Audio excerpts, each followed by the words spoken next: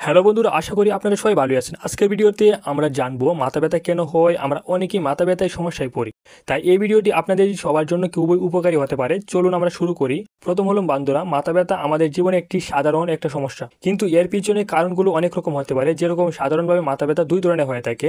এক হলো প্রাথমিক মাথা ব্যথা, যেটা, আর দ্বিতীয় হলো হচ্ছে গৌণ বা সেকেন্ডারি মাথা ব্যথা। আর মাথা ব্যথা বিশেষ করে শিশুদের ক্ষেত্রে একটু বেশি হয়ে থাকে।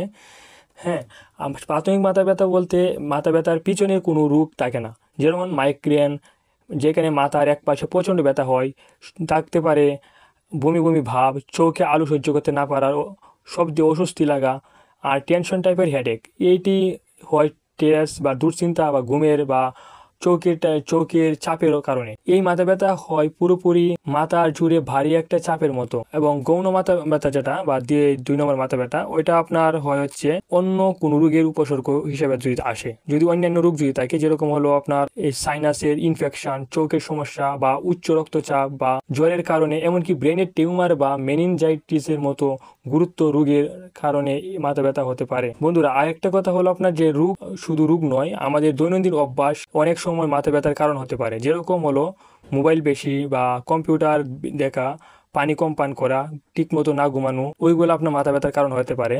মাথা ব্যথা হলে কি করবেন? হ্যাঁ, ওইটা একটা প্রশ্ন যে মাথা ব্যথা হলে কি করেন। প্রথমেই বিশ্রাম নিন, প্রচুর পানি পান করুন, চোখকে আর ঘাড়কে আরাম দিন। আর দেখেন মাথা ব্যথা বারবার হচ্ছে বা তীব্র হচ্ছে, খুব তীব্র হচ্ছে, তাহলে দেরি না করে চিকিৎসকের পরামর্শ নিন। কারণ কখনো এই মাথা ব্যথা বড় কোনো সমস্যার ইঙ্গিত দিতে পারে, যেরকম অনেক বড় ধরনের রোগও হতে পারে। এর জন্য অবশেষে আমরা একটাই কথা বলবো যে সুস্থ থাকতে হলে আমাদের নিয়মিত জীবনযাপনে করতে হবে। সঠিক রুটিন ভাবে চললেই অনেক সময় মাথা ব্যথা সহজেই এড়ানো যায়। যদি ভিডিওটি ভালো লেগে থাকে তাহলে লাইক দিন, আপনার মতামত কমেন্টে লিখুন, আর অবশ্যই চ্যানেলটি সাবস্ক্রাইব করতে ভুলবেন না। ভালো থাকুন, সুস্থ থাকুন, ধন্যবাদ সবাইকে।